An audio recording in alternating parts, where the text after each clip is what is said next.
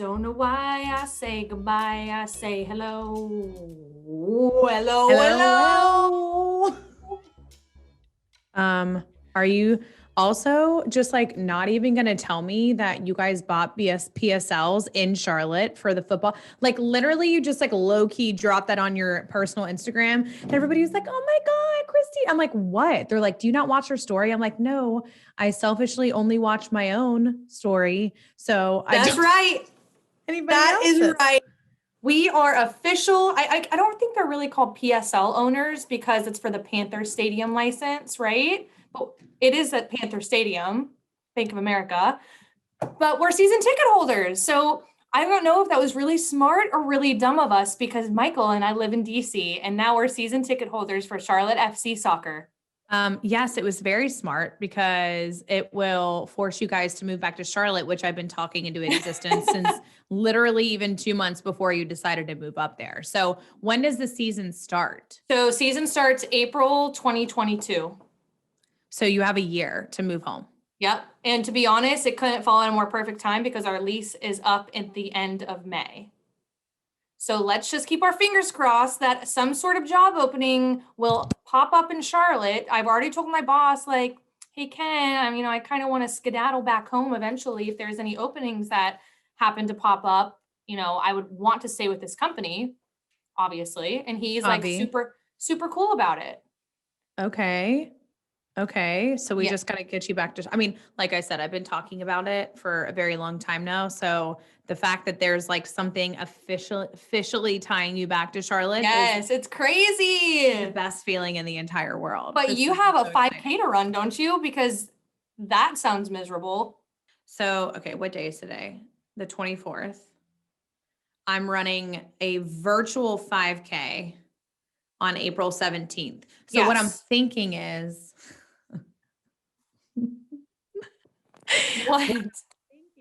since I've not trained at all, is that maybe I'll just like put my Apple Watch on and tell it that I'm running and just like get on a bike. Put it on Nelly. Throw the ball for her a few times. I'll like win some like world record for fastest 5K. Is that how the virtual 5Ks work then? You set it up to your Apple Watch so then it tracks your mileage? I think it's just like an on your honor system. I think it's just the honor system. You run it where you want to, whenever you want to that day, and then you send your time in. So Sarah texted me this, guys, and she just texted me the link to this 5K, and I texted her back like, what is this?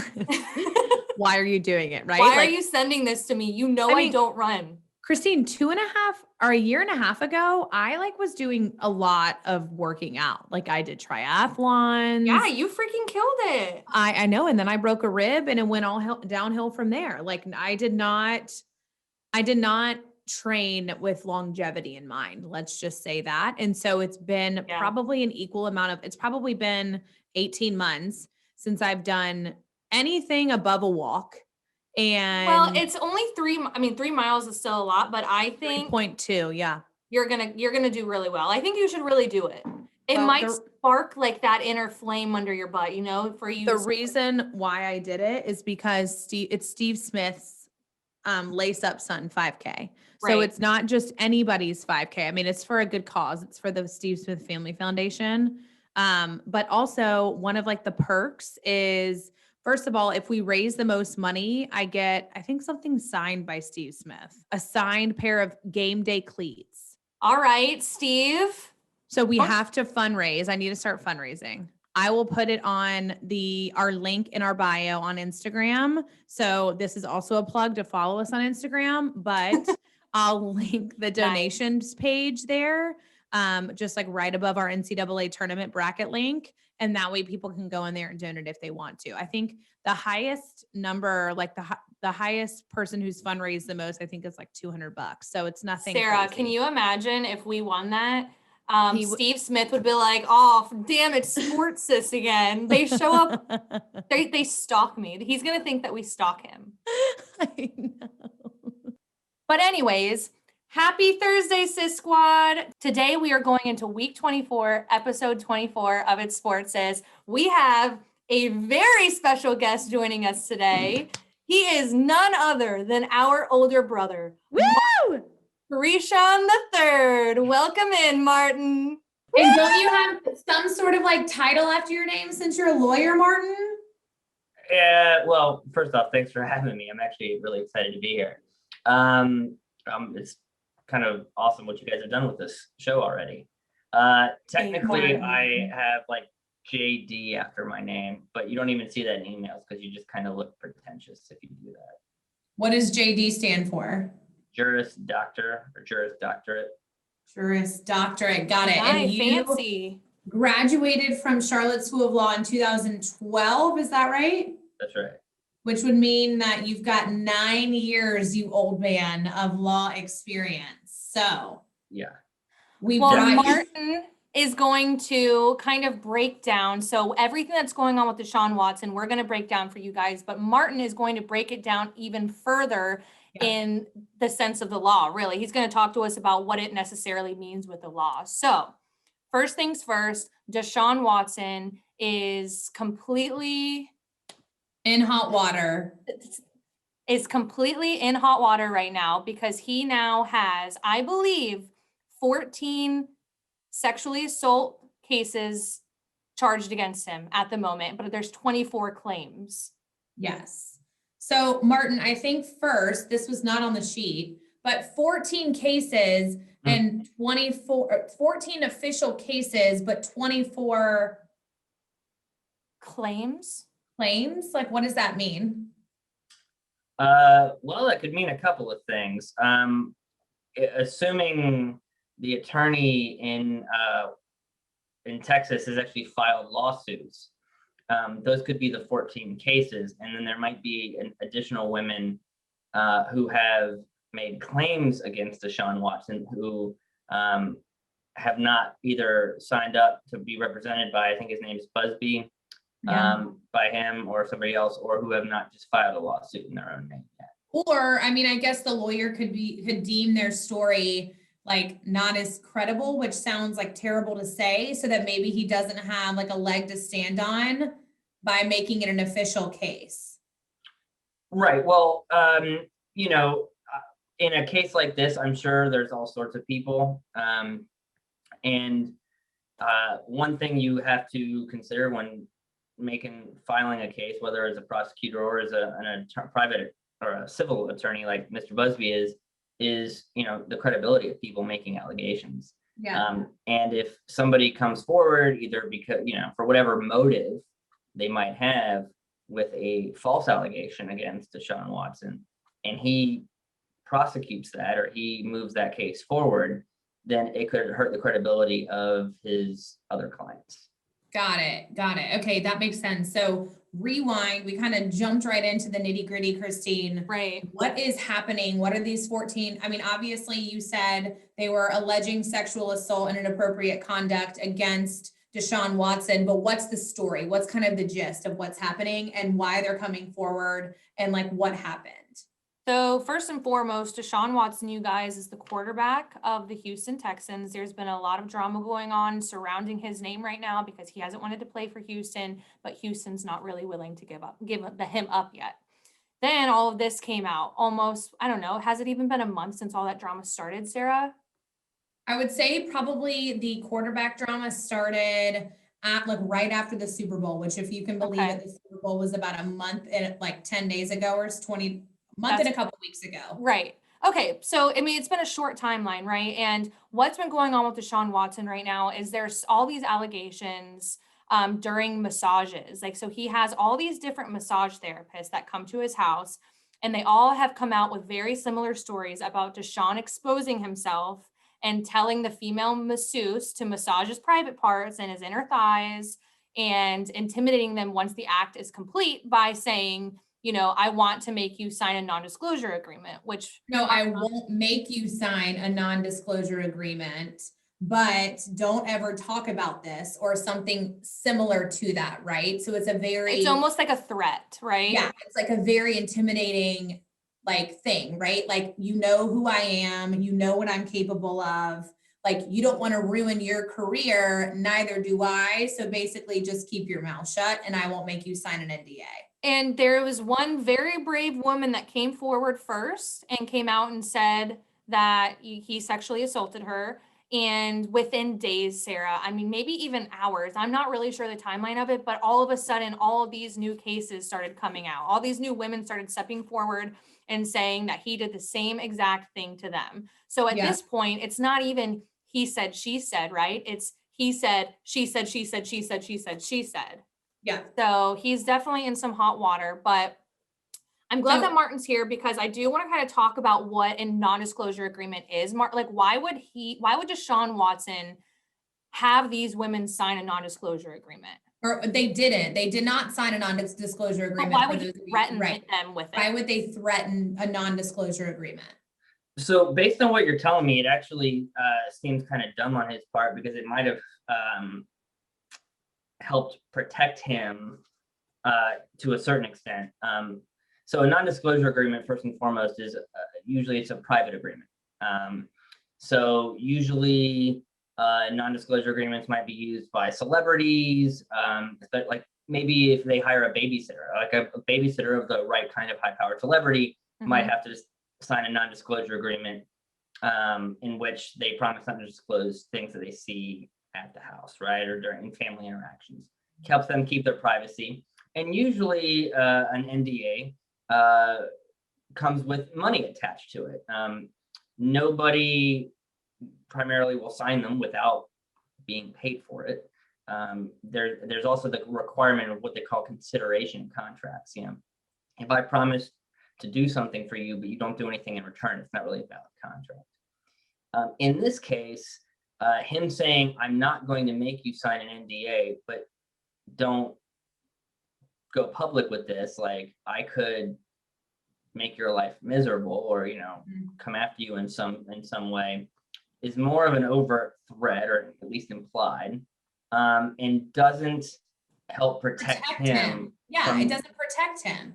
It's basically just saying to them, I'm acknowledging that what I just did was wrong, and I'm not going to make you sign something that gags you, that makes you not say anything. I'm not going to pay you to do that, but I'm clearly like telling you with this statement that what I just did was wrong, but I'm not going to make you sign an NDA. So just keep your mouth shut. Like, it's such an intimidating, I'm sorry, but I do have to chime in here because in our last episode, Sarah, we spoke on NDAs and between the drama between A-Rod and Madison LaCroix and J-Lo.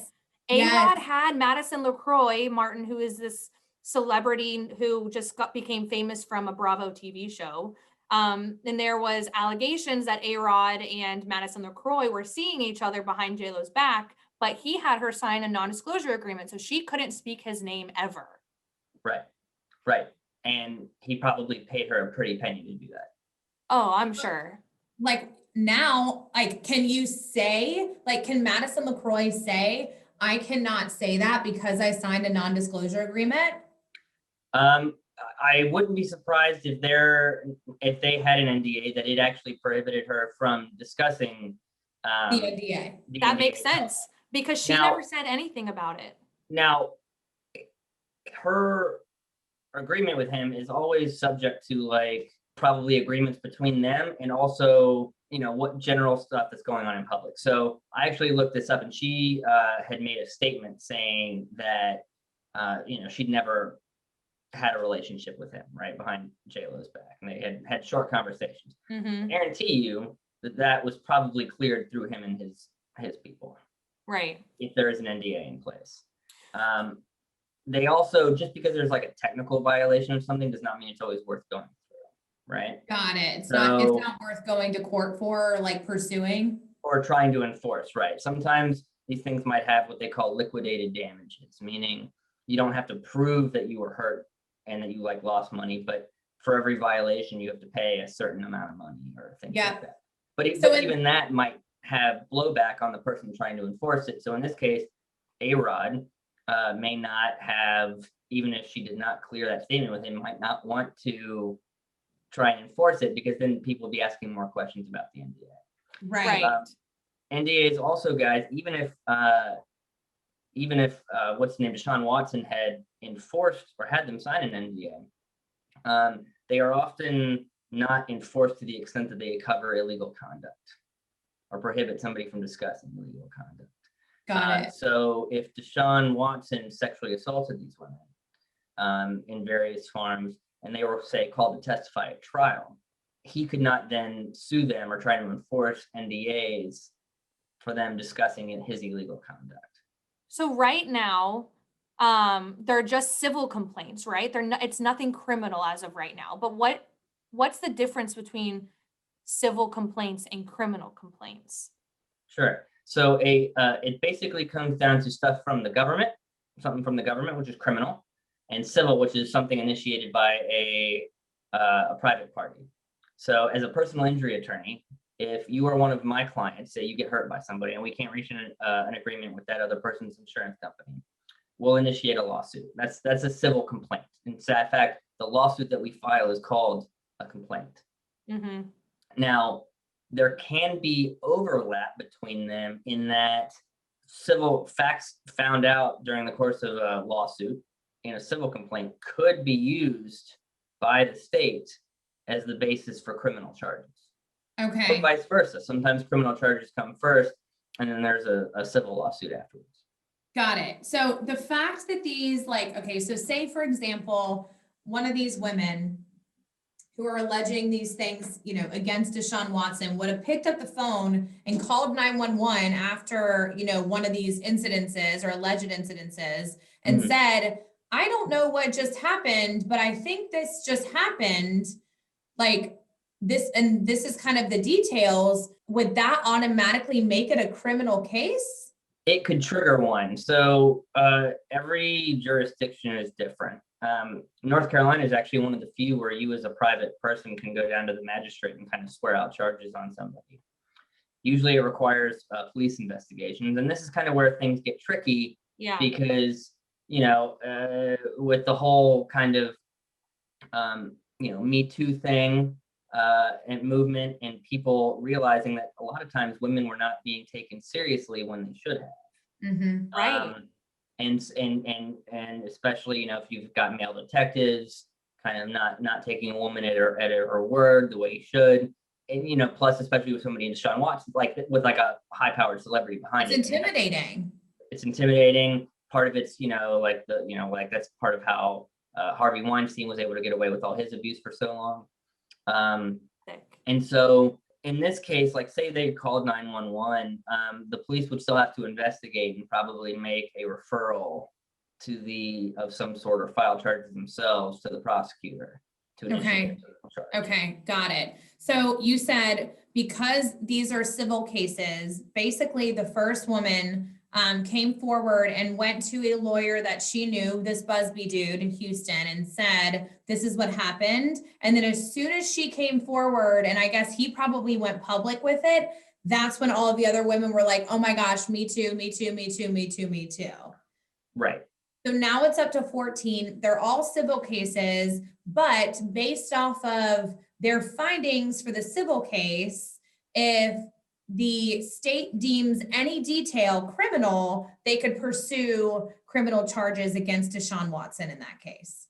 It's possible, yeah, depending. There's a ton of criminal charges in just about every jurisdiction that could have them. So they would have to, there's what they call elements of a crime. So they would the prosecutors would have to take what each of these individual women are saying, and compare them to different statutes and determine if they apply and whether they think that they can prove that case beyond a reasonable doubt. Got it. Okay. So let's just take, because a reminder, you guys, this is just a civil case, right? I don't want to say just, but it's a civil case right now, right? It is not a criminal case. So what I don't understand, and I'm sure everybody who's listening doesn't understand either, is if Deshaun Watson is guilty of, let's say, all 14 of these civil cases, what does that mean for Deshaun? Does he go to jail? Does he just owe all of them a big check?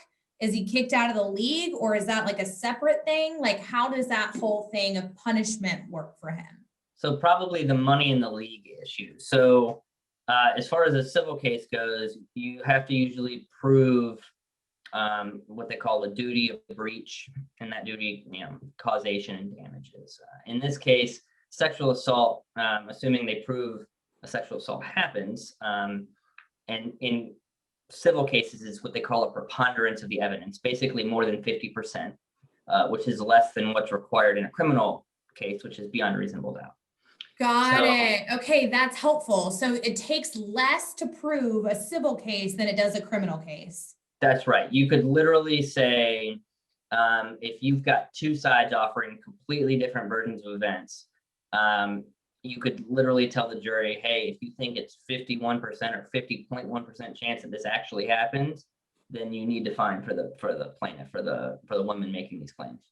Got it. So they've got text messages, they've got DMs, on Instagram that are showing follow-ups from Deshaun Watson, apologies, whatever. I mean, that would be, in my case, beyond a reasonable doubt if they really are the receipts that he's saying that he has, but he doesn't necessarily need those to prove beyond a reasonable doubt. He just needs more than 50%. That's right. To win the civil case for these individual women. Okay. That's right. He also came out and tweeted on his Twitter that I have never, quote unquote, I have never treated any woman with anything other than the utmost respect. Yeah, Okay. and I believe when you told me about that, I said, shut the F up, Deshaun. Yeah. This can be used against you. And Reminder, Martin's a lawyer, you guys. So he's always giving us lawyer tips. And one of his tips all the time, we can't say the F word on here without getting bleeped out, but let's do it all at the same time. So we all get bleeped out at the same time. 1, 2, 3. Shut the fuck up. Yeah, when whether you're dealing with the police, it's usually the case, especially if they're investigating you or have pulled you over, it can't help. In somebody like this's case, I think I mentioned to you, Sarah, that, imagine this goes to trial, which I doubt it would, because especially if this Busby guy's got a bunch of money, Deshaun Watson's going to keep it all out of the public eye. Yeah. So he'll probably end up paying a lot more money for that. Imagine me blowing that up onto a poster board, having him on trial and say, Mr. Watson, were you, treating, my client with the utmost respect when you sexually assaulted her?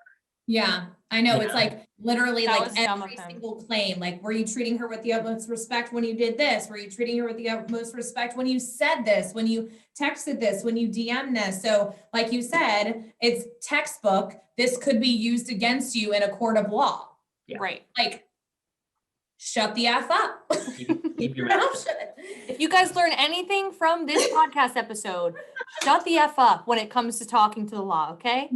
Yeah, shut the F up. So on that point, Martin, kind of rewind a little bit. Busby did try, apparently, to settle this outside of the public eye when the first woman came into the picture. So when the first woman came forward to Tony and said, or Mr. Busby, and said, this happened, Mr. Busby called Deshaun's agent / lawyer at the time. He's since hired a very high powered attorney, but I guess his attorney is also his manager and agent, and said, let's settle this.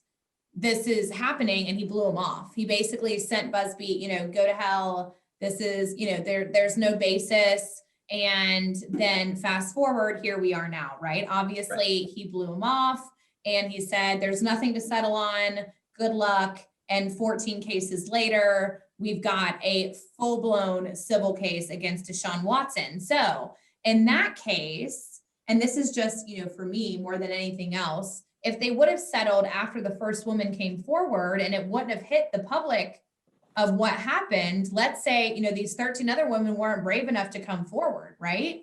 Right. Like, does that literally just mean this woman and Busby get paid by Deshaun Watson and it disappears? Probably, yeah. Wow. That's insane.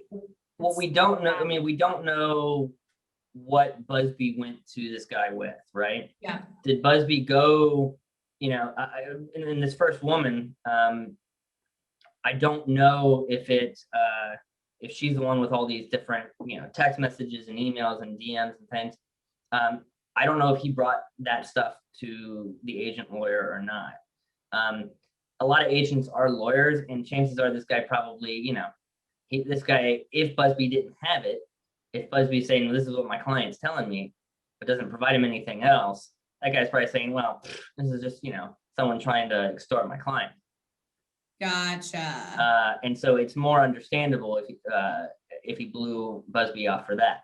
Now, if Busby brought all this stuff forward, a bunch of documentation, and the guy still blew him off, that's a little bit more egregious from an attorney's perspective. The last part of this whole thing that I'm glad you're here for, Martin, is the NFL's and kind of really what, we're talking about here, right? Sports is the NFL's investigation and what that means for Deshaun Watson. So, the NFL has their own investigative team of lawyers, and really, you don't necessarily have to be guilty in the court of law to be guilty with the NFL and vice versa, correct? So the NFL could say, I guess the question is, what is the difference between the NFL investigation and the civil investigations? And then I've got some follow-up questions from there. Sure. So a civil investigation, is probably done by Busby and his team, and whoever they hire. I wouldn't be surprised if they've hired private investigators or just hired extra people to comb through their own client's social media, phones, everything else to prove the authenticity of their allegations. Of their allegations. Okay, sorry, I'm going to interrupt you just before you move on. So all these hiring of people from Busby, all I see is dollar signs, right? So is he fronting all of this money and just doing this pro bono in hopes that he's going to get a cut of what Deshaun Watson will pay his clients? I would say probable. More, yeah. Got it. Okay. Likely. Sorry. That's okay. As far as the NFL investigation, they do tend to hire lawyers. I'm not surprised by that, at least. I'll be honest, I don't know a whole lot about who they tend to hire or why, but they make the rules. And so, there are cases where, and I can't remember the guy's name. His last name was Rice. He was the guy who beat up his girlfriend in the elevator. He was the Ravens running back. That doesn't need a civil outcome or a criminal outcome. It's right there in front of your face. And so they could kick him out, or put him on the commissioner's list or whatever it's called. But in this case, I also think that the NFL's investigations tend to be a little bit more political as far as the NFL is concerned. Absolutely. I think personally, sorry, Martin, I don't mean to interrupt. I think personally, I would like to hear more from the NFL, right? Since this has happened, all the NFL has come out and said is under investigation. And based on the history, show us that there's a real process, a real investigation, show some transparency here, because the behavior that Deshaun Watson allegedly showed is not okay. And I would like the NFL to come forward and just show that they respect women and that they protect women, because statistically speaking, NFL supporters are 47% female. So we support you, NFL. We would like to see a little bit of support from you. Yes, 100%. So yeah, Christine, to kind of piggyback off that, the NFL did reach out to Tony Busby via letter to him, that the league, the NFL has, quote, opened an investigation into these allegations and requests the cooperation of Busby's clients in the investigation, including Zoom interviews with the women. And so I think, like you said, they're keeping their communication with the press very short, and saying that they're opening an investigation. But it doesn't even seem like it started based off of this letter to Busby, right? It's just hey, we want to start the investigation. We need your cooperation in order to do what we need to do. And like you said, there's no transparency there. So it would be nice if they had some sort of a spokesperson coming out and telling us, this is our process. This is kind of how we do things. And this is kind of how different, scenarios and the timing of things and how they're going to, roll out from here, if that makes sense. Well, Martin, too, you made a point that you said, is the NFL going to put Deshaun Watson on the exempt commissioners list? So I think, Sarah, we should kind of get into what that even is. Yeah. What is the commissioners exempt list? It's basically just paid leave until there is some sort of conclusion to these cases. He could potentially be put on the commissioner's exempt list. And so, yes, like we said, it's basically paid leave and it's removing the player from the public eye. So he's Right. not playing in any games. He can still practice with the team, but until a scenario is finalized, until it's completed, until there's either some civil case that has been finalized or the NFL's case and investigation has been finalized, some sort of finality in a situation, they place that player on the commissioner exempt list. I always want to say the opposite, the exact commissioner's list. And I'm so curious to see what happens with this now, because now with all the drama going on with Houston to begin with, is Houston even going to drop Deshaun now? Because they're having to pay him without him even showing up, right? Right. So, well, potentially, this is all just, again, alleged. yeah, this is alleged. This is all hearsay, right? This is potential scenarios that could play out, that could happen. He could be placed on the commissioner's exempt list, in which case he would stay with the Houston Texans. He would not play with the Houston Texans, but he would still be getting paid by the Houston Texans. So Unless the Houston Texans cut him. yes, it would literally be worst case scenario for the Houston Texans if they wanted to keep him and kind of roll with him through this whole thing. And then what'd you say, Christine, unless the Houston Texans want to cut him? Unless they want to cut him. And then in that case, he's open for other teams to grab. However, it would be a huge PR stunt, right? It would just be a lot of drama surrounding it. He may or may, I mean, again, this is all alleged. Who really knows what's going to happen? But once they cut him, he's still going to be on the commissioner's exempt list. And therefore, the team who picks him up is going to have to pick up the salary that the Houston Texans had agreed with him and not have him play for them for the first however long he's on the list. Right. I know. So it's kind of a very Nobody bizarre, would probably pick him up in that case. Right. Yeah. It's a very bizarre scenario. That being said, I mean, I did look into, rewind, what feels like 2 years ago. It was really only like 2 months ago. Deshaun Watson, not even 2 months ago, saying that he wants to leave the Houston Texans, and, people and teams, specifically the Carolina Panthers, freeing up our cap space to trade for him. Right. And, you would assume these teams would publicly come out and be like, nope, not interested anymore. But shockingly enough, the teams who had said that they were interested in Deshaun when he first came out and said that he was interested in leaving Houston have still said that they were interested, per ESPN. I mean, which the Eagles, the Panthers, the Jets, Dolphins, 49ers, and Broncos are all a part of. So like you said, these are all, alleged scenarios that have happened. The civil cases are going to be going through. So we'll just kind of see how things play out. But yeah, we'll just we're gonna have to wait and see how it goes, because it's so up in the air right now. And I'm very curious. I hope that, I hope that if these cases are true, that he gets what he deserves. Yeah, me too. Point blank, period. And if I could just kind of follow up on one thing about the NFL's investigation is, I mean, they're probably reliant on Busby and the women's cooperation. There's only so much that they can do. Yeah.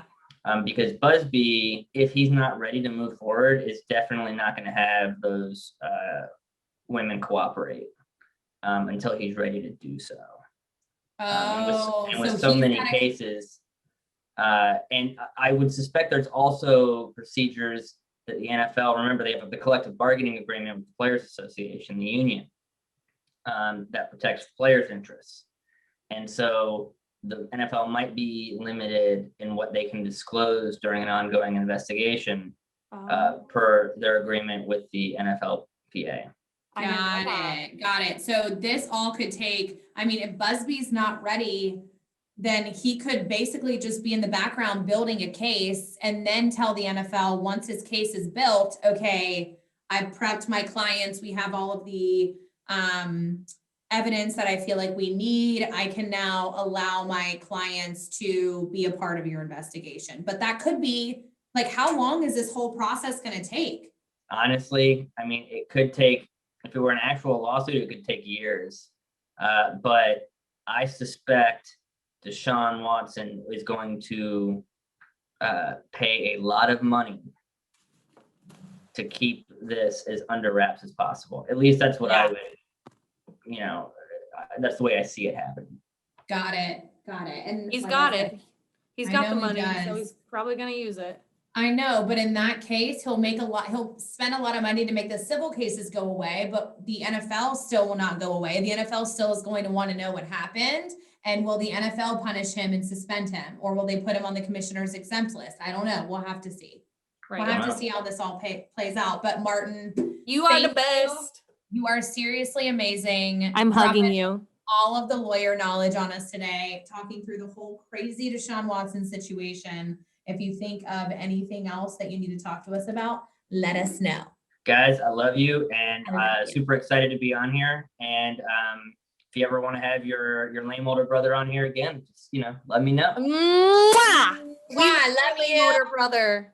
Love you, love you, love you. All Love you Bye. guys. right, bye. So there was that's obviously a lot of drama surrounding the NFL right now, but I do think we should move into the drama of the NCAA bracket busters, Sarah, because there have been some mind-blowing bracket busters. And the very first one of those was Oral Roberts beating Ohio State. And mean- they are the lowest seed in the Sweet 16, Christine. So there are 3 1 seeds, 2 2 seeds, 1 3 seed, 1 4 seed, 2 5, 1 6, 1 7, 1 8, 1 11. I'm sorry, 2 11, 1 12, and 1 15. And Oral Roberts is bringing up the caboose on that one. Talk As about the a Cinderella story. seriously amazing. We were just talking about Cinderella stories, and this is one of them. As much as I wanted to hate Oral Roberts for screwing up my entire bracket, also shout out to Rebecca Painter. She's my friend here in Ashburn. Girl, you don't even know basketball, and you are in first place, and this is why we said to do your brackets. You guys, okay, Rebecca, I don't know you, but Christine's told me about you. And my husband literally, so Travis is like 30, keeps changing his name. I don't even know what his name is anymore. But You mean on the bracket challenge, not in real life. huh? On the bracket challenge, not in real life. My husband just keeps changing his name. I don't even know what his name is anymore. I'm dead. That's hysterical. Yes. On the NCAA bracket challenge, Travis keeps changing his team name. And so I'm not sure what his team name is in the NCAA bracket challenge. That's hysterical. But he's in third and he keeps being like, who's this Rebecca Painter girl? And why did she pick the teams that she picked? She's so good. And I'm like, honestly, Trav, I think Christine knows her from I texted Rebecca and was like, yo, you are freaking killing it. And she was Yes. like, Christine, I don't even watch basketball. That's I'm like, amazing. you go, But girl. it makes it so much more fun. This is like the perfect scenario for our In Sports This group. Yes. I told you guys so many times, just fill it out. It makes it so much more fun to watch. And I'm look, pretty sure I'm in last place, and I want to blame Oral Roberts for that, but it's not Oral Roberts' fault. I'm very happy for Oral Roberts, and now even though I don't have them winning, obviously, I want them to win because they're the only 15 seed left, and Yes. that would be a huge Cinderella story and so heartwarming. Yes, but okay, Christine, we need to drop some knowledge about Oral Roberts. Apparently, Oral Roberts was like one of the most Googled words or 2 words. Where is it? Okay, so it is a private Christian university in Tulsa, Oklahoma, and there's only under 4,000 students.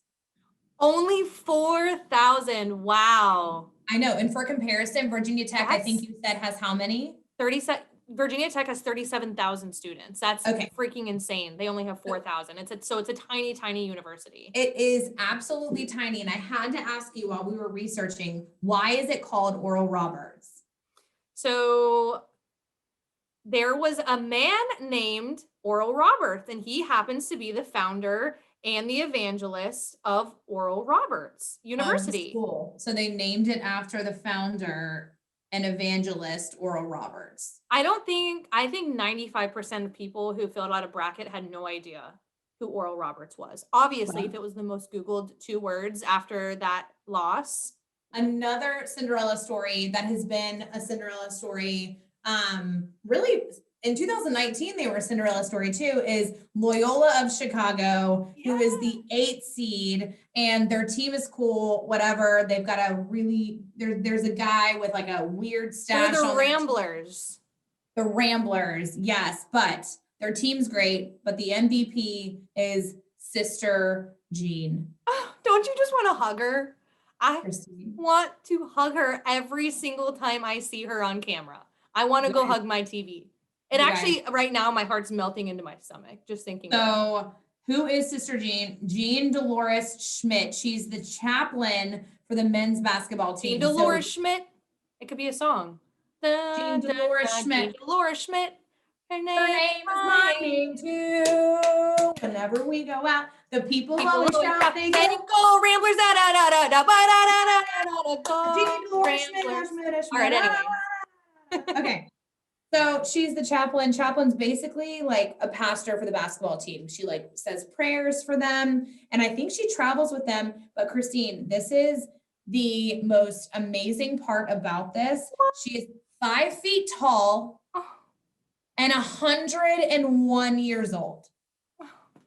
My heart. 101 years old and still shows up to every single game. August 21st of 1919. She is 19. pink and cutest. She gives, like I said, pregame prayers to the team, but they're like scouting reports, and it's adorable because like she knows so much about not just her team but the other team, and so they're supposed to be prayers, but they're more like pep talks and about statistics and how they can beat the other team. Like for sure, she's the MVP. And absolutely. Loyola Chicago team taking. Let me also say that she is on Cameo. And so Sarah and I applied for a cameo from Sister Jean because we love her so much. We wanted to get a video message from her. So if we get that, you already know it's not just going on our story, it's going on our grid. Yes, and it's going to be a Reels. She deserves a grid spot for sure. So don't forget, yes, there's tons of bracket busters. Everybody's bracket is busted except for Rebecca Painter's, whatever. But mine is busted because I picked Virginia Tech to go the entire way. Don't at me. I was very hopeful. I understand that. So I am pretty sure Christine's in last. I'm like second to last. So we've done really terrible in our own bracket group, but it's fine.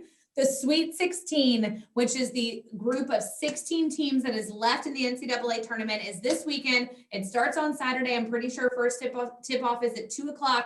And we've got games all day Saturday and all day Sunday. Talk about the best weekend. It's supposed to be beautiful out. I'm going to open up all my windows, open up all my doors, and I'm putting my TV outside and I'm watching basketball. Even though I am already in last place, I'm still so excited to see who goes. I have Baylor winning, so who knows? I mean, my bracket still may come through. We don't know. Okay, we are not sure, and there is a lot going around in the NFL world too, Christine. There's too much really to talk about free agency, but we've talked about free agency a lot. It's basically just a gigantic game of go fish, right? Do you have any wide receivers? No, go fish. Do you have any quarterbacks? No, go fish. Do you have any wide receivers? I'll give you a wide receiver if I can have one of you. It's just like a gigantic like bartering system, right? And Sarah strikes again with her analogies. She strikes again. It basically is just a gigantic game of go fish. But like I said, there's a lot of teams moving. There's a lot of players moving. Too much really to update you guys on, but I do want to let you know that whenever you're hearing about players, moving and going from one team to another, it's free agency time, baby. There's teams who are shopping, other players. There's free agents who are moving to other teams, blah, blah, blah, blah, blah. So there's a lot going on there, but the NBA. Oh man, are we going to talk LaMelo now? Because this tore me apart. I was so sad whenever he injured himself, you guys. Yeah. He hurt his wrists. And in my opinion, I'm like, oh, come on. It's just your wrists, right? But no, he fractured his bones in his right wrist. And so he's going to be out for the rest of the season. Is it the rest of the season? Because I just read something. Hold on, I'm pausing. The last time I did research, it said that he was going to be out for the rest of the season. Now, one guy who is going to be out for the rest of the season is LeBron James, for sure. Yes, because LeBron James did what? He sprained his right ankle during a game against the Atlanta Seahawks. He came down on his ankle, got up, made another play, and then fell to the ground. And it's so bad, Sarah, but all I can think about is you when I saw it happen, because he was rolling on the ground screaming in pain like a big baby. I was like, How rude. I'm like, okay, I know that hurts really bad, but all I can think about is, oh, big baby LeBron. Oh, I'm such a drama queen. Oh, you mean like because of what I said, because I called him a drama queen, not because I'm a drama queen? No, because you called him one. Well, yes, that too. I'm also a drama queen. Okay. So Charlotte Hornets announced that guard LaMelo Ball underwent an MRI in San Antonio. He underwent successful surgery on his fractured right wrist. His wrist will be immobilized and he'll be reevaluated in 4 weeks. Okay, so he's out indefinitely, not necessarily for the rest of the season, just indefinitely. So he's young. He's only 19 years old. He'll be forever 19 in my book. Who knows when he turns 20? But anyways, he's 19 years old. And so you can bounce back quick when you're 19 years old, right? I mean, yeah, he's got surgery, but 4 weeks from now is like the end of April-ish. So maybe he'll have a full recovery and be able to play if we make the playoffs. Heal them bones, LaMelo. Heal them bones. Speaking of healing bones, Christine, we need to update you guys on Tiger Woods. So we told you guys, of course, we always record on Tuesdays, and I told you there was no update on Tiger Woods. And then on Tuesday night, after we were done recording, he came out with a statement that said that he was home in his Florida house recovering. But that's without fail. Yeah. That happens almost every week. I know. Without fail. We record on Tuesdays, and then we are so excited whenever we're done recording. And then within an hour of us being done recording, some big news that we just spoke about changes and is all over the news. Yes. And as a reminder, I think I remind you guys this, I've had the last 3 weeks. Tiger Woods was in a single car crash back in February in California, and the car rolled and he broke his right foot. He shattered his right foot and fib, broke his tibia and fibula.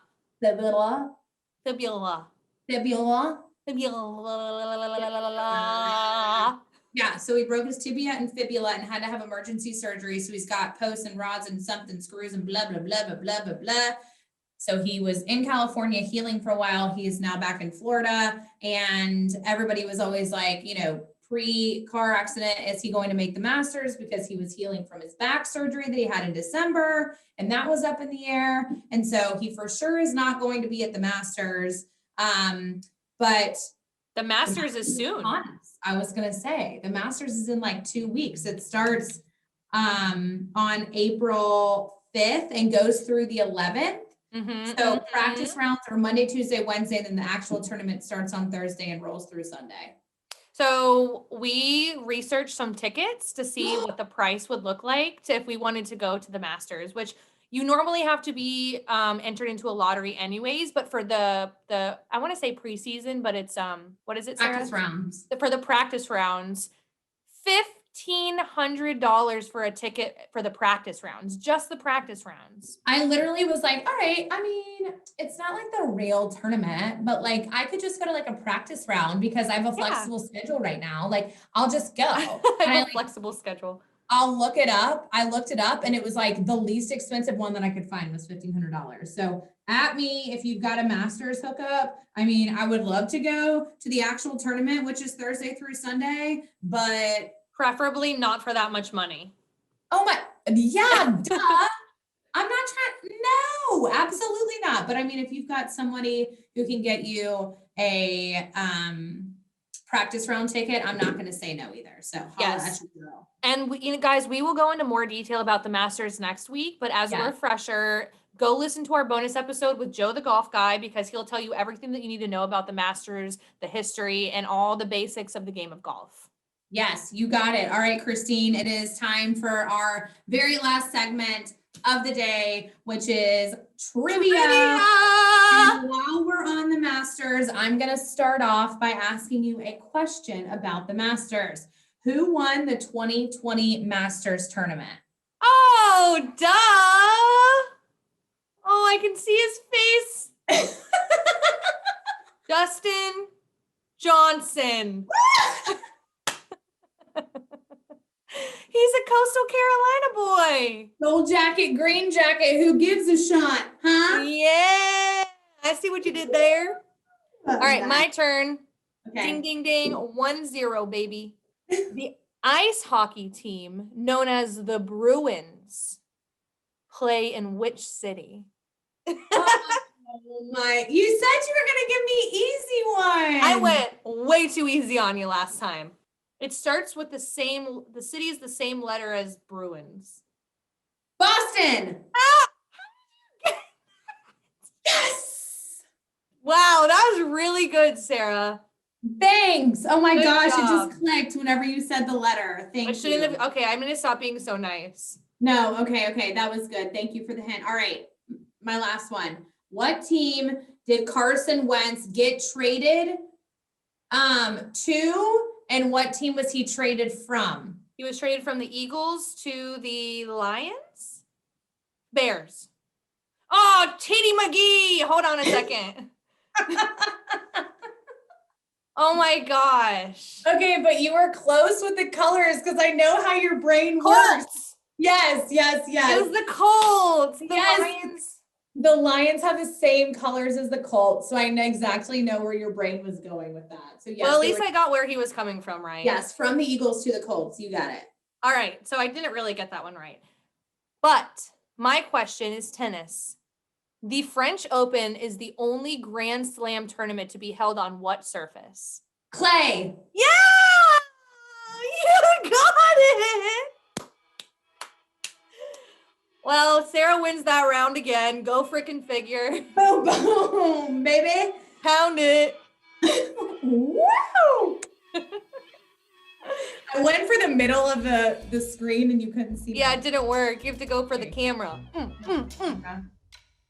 All right, well, that wraps up week 24 of It's Sports Sis. We love you guys. Thank you so much for tuning in. Make sure to follow us on Instagram, subscribe to our podcast, and watch us on YouTube. And we'll see you guys next week.